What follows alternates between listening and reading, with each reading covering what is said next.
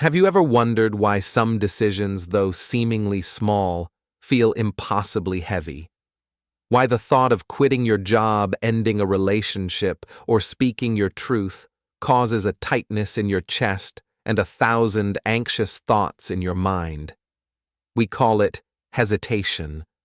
We call it being careful. But beneath the surface, something older is at work.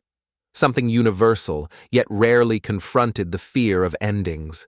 The fear of death, not always in the physical sense, but in the psychological, emotional, and spiritual sense. A quiet fear that shapes your every move without you even realizing it. If we are honest with ourselves, truly honest, we must admit that much of what we call choice is little more than subtle avoidance. We tell ourselves we're staying in a relationship for love, or keeping a job for stability, or remaining silent to keep the peace. But if you peel back the polished justifications, what you'll often find at the root is not love, not logic, but fear. A fear so ancient and ingrained it rarely announces itself. It just operates quietly, powerfully beneath the surface of our lives. Carl Jung called this the shadow, the unconscious region of the psyche where we bury everything we don't want to see: our anger, our envy, our vulnerability, and yes, our fear of death. But not just death as the end of biological life. There's another kind of death that stalks us more persistently: psychological death, the death of identity, of who we think we are, of the story we've been clinging to just to feel safe. Every major transformation in your life, every breakup, breakdown, awakening has likely been accompanied by a strange sense of collapse. That sensation is not an error in your nervous system. It is a signal that something within you is dying. Not you, but an idea of you, a role, a belief, a version of self that has outlived its usefulness. But because our culture offers few rituals for this kind of inner death, we often mistake it for failure, for weakness, for being lost. And so we run. We run from the discomfort of not knowing. We seek distractions, overworking, overstimulating, overachieving, all in a desperate effort to avoid sitting in the raw silence of ego dissolution. We are told to be strong, to move on, to stay positive. But these commands are not strength. They are repression. They deny us the most essential human truth, that to grow, we must allow parts of ourselves to fall away. Here is the paradox that Jung so clearly understood: the more we try to preserve our ego, the more brittle it becomes. The harder we cling to a fixed identity: I am this kind of person, I would never do that, I always need this to feel okay, the more fragile we become in the face of change. And yet, life is change. Nature is built on cycles. The leaf falls not because it failed to hold on, but because it completed its season. To resist this truth is to suffer. Jung wrote extensively about the process of individuation, the journey of becoming whole by integrating the unconscious, the shadow, and the unclaimed parts of the self. This process is not comfortable. In fact, it often begins with chaos, with a rupture in the story you've been living. Something breaks: a career, a marriage, a belief system, and what you're left with is not a roadmap, but a void. That void is sacred. It is the psychological womb from which a more integrated self can emerge. But only if you're willing to stand in it. Only if you're willing to face what you've been avoiding. And what most people are avoiding is not failure or rejection or even pain. What they're truly avoiding is the slow death of the persona, the public self we construct to keep the world at a safe distance. You see, we all wear masks. Some of us wear the mask of the achiever, others, the helper or the strong one. These masks help us survive early on. They win us approval. They protect us from chaos. But over time, they become prisons.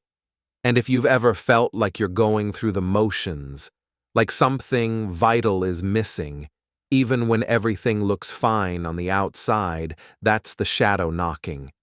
That's the soul asking you to shed the mask and meet yourself beneath it. This is not an easy invitation. It requires courage. The courage to say, this version of me has served its time. It kept me safe, but now it keeps me small. The courage to let go not because you have the next version fully figured out, but because you trust that something deeper is trying to emerge. Not something better. Something truer. So I ask you now, not as a motivational prompt, but as a genuine psychological reflection. What in your life is ready to die, but you're keeping alive out of fear? What story? What label? What outdated loyalty to a version of you that no longer fits? Until we are willing to face those questions, we are not free. We are simply rehearsing survival. And survival is not the same as living. Why do we cling so tightly to the familiar, even when it dulls our spirit? Why do we stay in roles that deplete us, relationships that shrink us, and routines that numb us? The answer, though unspoken, is embedded deep in the psyche. We confuse familiarity with safety. And in doing so, we trade aliveness for predictability. Carl Jung believed that one of the most insidious tricks of the ego is to equate comfort with meaning. The ego, our constructed identity, seeks control at all costs. It wants to avoid the unknown because the unknown threatens its illusion of permanence. It whispers to us, stay small, stay liked, stay safe. But underneath this whisper is a lie. True safety does not come from controlling life. It comes from meeting life as it truly is, even in its uncertainty. Our modern culture does not help. It reinforces the ego's fear of change by rewarding consistency over authenticity. We are praised for staying busy, not for being conscious. We are admired for staying in line, not for listening to the quiet urgings of the soul. And so we bury discomfort under productivity, mask confusion with curated confidence, and distract ourselves from the deep ache that something essential is being missed. This is what Jung called spiritual stagnation, the slow erosion of the inner life beneath the polished performance of the outer one. We scroll past our intuition. We optimize our calendars, but not our consciousness. And yet, in our quietest moments in the car, alone, in the middle of the night, in the aftermath of another empty achievement, we feel it. The hollow echo of a life lived on the surface. It is here that the shadow begins to stir. The shadow, as Jung described it, is not evil. It is not something to be feared. It is everything you've pushed away in order to appear acceptable. It holds your repressed dreams, your untold truths, your raw emotions, and yes, your fears. Especially your fear of ego death, of losing the story that has defined you. But this fear, when unexamined, becomes the architect of your limitations. It makes decisions for you. It edits your desires. It keeps you looping in jobs, habits, and identities long after they've expired. And here is the critical insight: what the ego avoids, the soul requires. To evolve, we must enter what Jung called the night sea journey, a descent into the unconscious, where we meet the parts of ourselves we've disowned, not to destroy them, but to reclaim them. to realize that the fear of endings is not a signal to stop, but an invitation to begin again without the masks. The journey into the unknown is not without cost. You will lose things, certainty, approval, maybe even relationships built on false premises. But what you gain is far greater. You gain self-possession. You begin to hear your own voice beneath the noise. You stop living for applause and start living from alignment. Let us consider the comfort zone, that praised fortress of predictability. Many believe it is the foundation of security, but in truth, it is often the graveyard of potential. Comfort zones are not bad in themselves, but when they become prisons, they choke growth. When we no longer question our routines, our values, or our identities, we cease to live consciously. We enter what Jung called the false self, a persona adapted to the world but disconnected from the soul. To break free, we must be willing to endure what Jung called the creative tension between who we are and who we are becoming. This tension is not a problem. It is a sign that you are alive, that you are evolving, that your soul is no longer satisfied with substitutes. So the next time you feel resistance, fear of quitting, of speaking up, of starting anew, don't ask, "What if I fail?" Ask instead, "What part of me is trying to stay safe by staying stuck?" Because often the fear is not about the action. It's about the identity you must let go of in order to act. And that, dear listener, is the real death we fear, not the end of the body, but the end of the mask, the death of the image, the death of who we pretended to be in order to belong. But you were not born to cling to a mask. You were born to become, and that journey begins where safety ends. What happens when we stop running?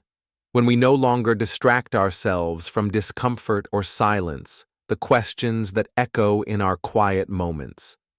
This is the beginning of a turning an inner shift from avoidance to awareness. And in Jungian psychology, this moment marks the entrance into one of the most profound journeys a human being can take, the integration of the shadow. The shadow is not a monster. It is not an enemy to be defeated. It is a forgotten part of you, often wounded, silenced, or misunderstood. It holds your repressed instincts, your buried emotions, your wildness, and your wisdom. It contains the energy you once needed to survive in a world that demanded you hide your truth. But now that same energy, unclaimed and unconscious, governs your life from the background. Jung warned that until you make the unconscious conscious, it will direct your life, and you will call it fate. Many people live out this dynamic unknowingly. They find themselves repeating the same patterns, attracting the same kind of partner, facing the same crises, hitting the same walls. And each time they tell themselves, "This is just how life is." But it isn't. These loops are not destiny, they're signals. They are the shadow calling you home. To face the shadow is to admit there are parts of me I've rejected. There are truths I've denied. There are fears I've refused to name. And yet, paradoxically, these disowned parts are the very gateway to your wholeness. This journey is not about perfection. It is about honesty. Take, for example, the fear of being seen. Many people spend their lives curating an image, being the nice one, the smart one, the helper, the strong one. These roles, while socially rewarded, can become cages. If you've ever felt like no one really knows you, like you're playing a part, but not living a life, that's the shadow speaking. That's your true self asking for release. Jung taught that healing requires confrontation with the self. Not self-help, not surface affirmations, but a radical willingness to sit in the rawness of what's real, to grieve the roles that no longer fit, to mourn the time spent pretending, and most importantly, to forgive yourself for the strategies you use to survive. This is where transformation begins. When we embrace the shadow, we begin to reclaim the energy we once used to suppress it. We become less reactive and more reflective. We stop needing to control every outcome because we are no longer at war with ourselves. This is not passive acceptance, it is active integration.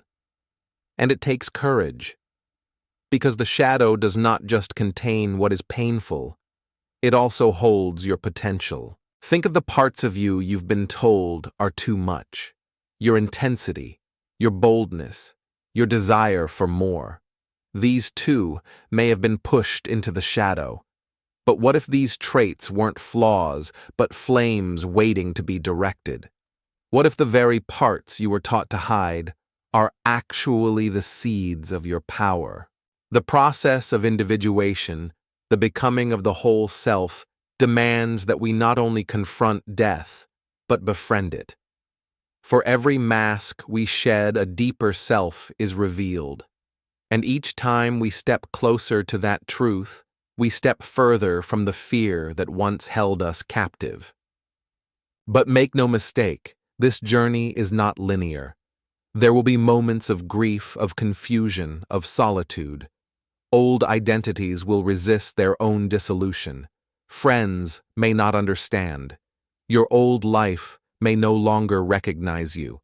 And yet, what emerges in that space is something far greater than comfort. It is freedom. Freedom from needing to be someone you are not. Freedom from chasing approval. Freedom from the exhausting performance of pretending everything is okay. In a society obsessed with image, reclaiming authenticity is a radical act. But Jung reminds us that the privilege of a lifetime is to become who you truly are.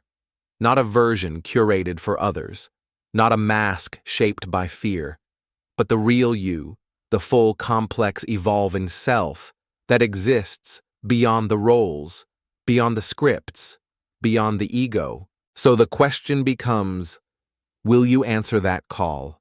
Will you meet the shadow not with resistance, but with reverence? Because what you find in that darkness is not destruction, it is the beginning of your return. A return to presence, to depth, to life. And that is where the real journey begins. We live in a culture obsessed with control. Control your time, control your image, control your career, your aging, your future. From planners to productivity hacks, from curated feeds to performance metrics, we are trained to believe that mastery over life comes through domination of its chaos. But Carl Jung would remind us what we attempt to control externally is often what we fear internally. And behind our craving for control, hiding in the shadows, is a deeper truth, our refusal to accept impermanence. We are terrified of endings, not just death in the literal sense, but all its subtler forms. The end of a relationship, a belief system, a stage of life. And so we build illusions. We convince ourselves that permanence is possible if we work hard enough, love carefully enough, prepare endlessly.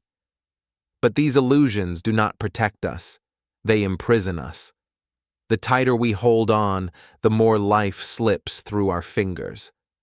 Jung called this identification with the persona, the mask we wear to interact with the world.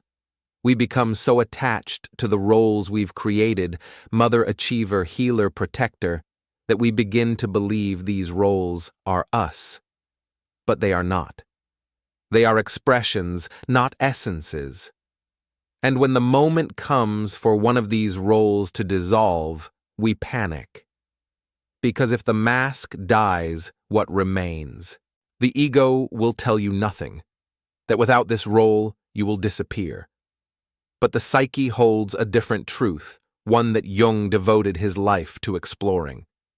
Behind every symbolic death lies a rebirth, not of the same self, but of a deeper one, a more authentic one. One not forged in fear, but rooted in inner alignment.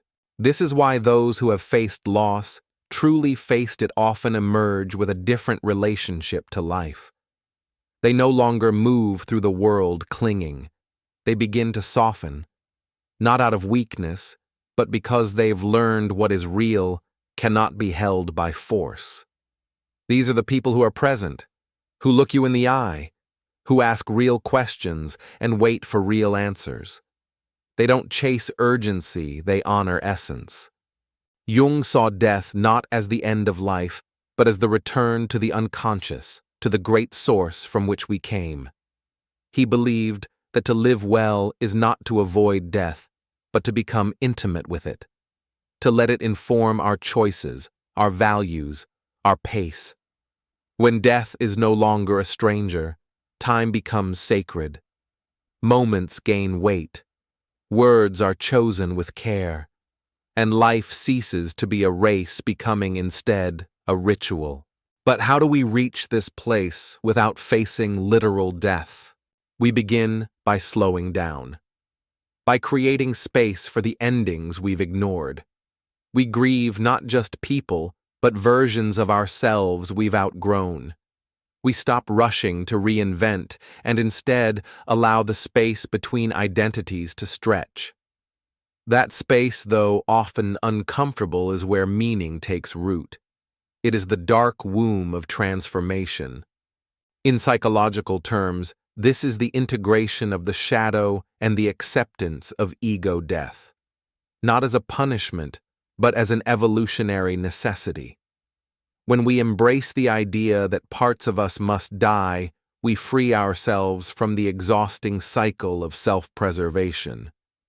We stop performing and begin participating. We stop narrating and start listening to life, to others, and to the still wise voice within. Jung taught that wholeness is not achieved by being perfect. It is achieved by embracing the contradictions within us, the joy and sorrow, the strength and fragility, the knowing and the mystery. This is not a passive state. It requires constant engagement, presence, and humility. Because the truth is, life is not meant to be conquered. It is meant to be lived, fully, deeply, consciously. So ask yourself now with honest curiosity, what are you holding on to that is already trying to end? What chapter are you afraid to close, even though it no longer nourishes you? What outdated identity are you preserving because you fear what comes next? These are not morbid questions. They are liberating ones. To live with death in the room is to stop taking your time for granted. It is to prioritize peace over performance, truth over appearances, depth over distraction. When death is no longer the enemy, life becomes sacred. And in that sacredness, we find what we've been searching for all along, not security, but meaning. Not control, but connection. Not permanence, but presence. And in that presence, we return to ourselves not as a fixed identity, but as a living, breathing mystery unfolding in real time. As we come to the end of this journey, let us pause not to summarize, but to integrate. Death, as we've explored, is not merely the end of physical life. It is the dissolution of the false, the outdated, the no longer true. It is the collapse of identities we've outgrown, masks we've outworn, and beliefs that once served us but now confine us. Carl Jung knew this well. He understood that our deepest suffering does not come from endings themselves, but from our resistance to them. And yet within every death, literal or symbolic, there is a quiet invitation to wake up, to loosen our grip on who we thought we had to be, and to meet who we truly are beneath the surface, to move from survival into becoming. that becoming does not happen by accident. It is born from choice, conscious, courageous choice, to face the fear we've buried and let it speak. You see, death is not the opposite of life. Fear is. When we fear death, we shrink from life. We hesitate to speak, to leap, to feel, to change. But when we embrace death not as a threat, but as a teacher, we soften. We live with more presence, more reverence. We stop waiting. We start listening. Jung called this process individuation, the gradual return to our full, authentic self. Not the self that pleases others or plays roles, but the self that listens to the inner voice we so often ignore. And when we integrate the shadow, make peace with death, and release the illusion of control, we are finally free, not just to exist, but to live. Fully. Deeply. Now. So I invite you to carry this question with you. What in your life are you keeping alive out of fear that is already asking to die with grace? Let that question guide you, not to quick answers, but to deeper honesty. Because your time here is limited, and that is not a tragedy. It is what makes it sacred. If this message resonated with you, if it stirred something inside you that can't quite be put into words, don't let that awareness fade back into silence. Comment below and tell me what awakened in you. Subscribe to the channel so that these conversations continue. This isn't just about content, it's about community, about choosing to walk the inner path together. And if you know someone, just one soul, who might be quietly wrestling with the fear we spoke of today, share this video with them. It might be the mirror they didn't know they needed. Thank you for walking this road with me, one that most are too afraid to even look at. But you did, and that means something. Until next time, keep listening inward. The journey is just beginning.